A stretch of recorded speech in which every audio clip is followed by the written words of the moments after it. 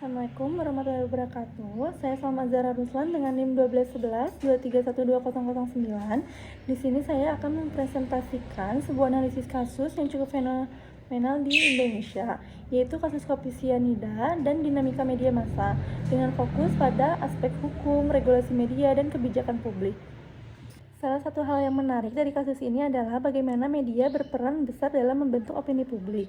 Media-media seperti Kompas.com, Detik.com, dan berbagai stasiun televisi nasional memberitakan kasus ini secara intens dan berkelanjutan. Namun sayangnya, banyak yang bersifat sensasional bahkan sebelum ada keputusan hukum yang sah. Fenomena ini dikenal sebagai trouble media, yaitu kondisi ketika media membentuk opini seolah-olah terdakwa bersalah sebelum putusan pengadilan. Media sosial termasuk TikTok, dokumenter seperti Ice Cold juga turut memperkuat narasi tersebut. Secara hukum, Jessica dijerat pasal 340 KUHP tentang pembunuhan berencana, namun tidak ada bukti langsung.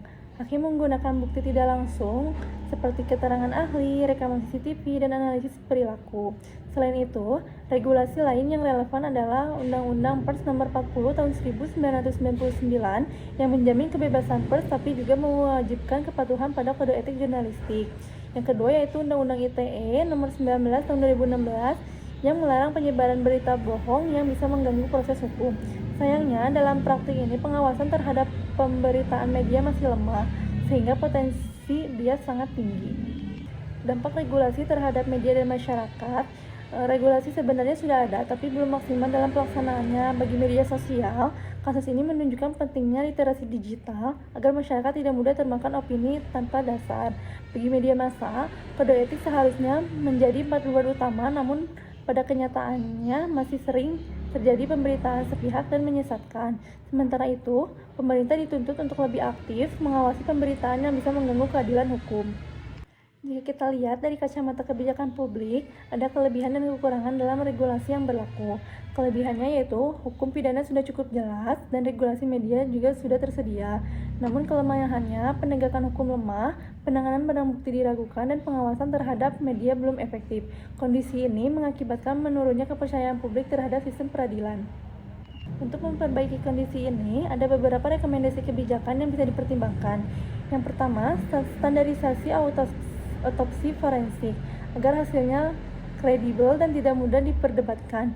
Yang kedua, penguatan manajemen barang bukti agar membuktikan hukum lebih kuat. Yang ketiga, literasi media dan hukum, terutama bagi generasi muda agar lebih kritis dalam menerima informasi. Yang keempat, transparansi proses hukum sehingga publik bisa menilai dengan objektif. Yang kelima, evaluasi penanganan bukti tidak langsung untuk mencegah vonis yang kontroversial. Sebagai kesimpulan, kasus kopi sianida adalah contoh nyata bagaimana media, hukum, dan opini publik saling berinteraksi dalam proses peradilan. Meskipun regulasi telah ada, implementasi masih lemah.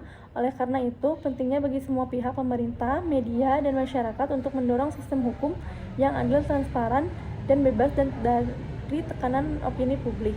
Sekian presentasi dari saya. Mohon maaf apabila ada kesalahan. Wassalamualaikum warahmatullahi wabarakatuh.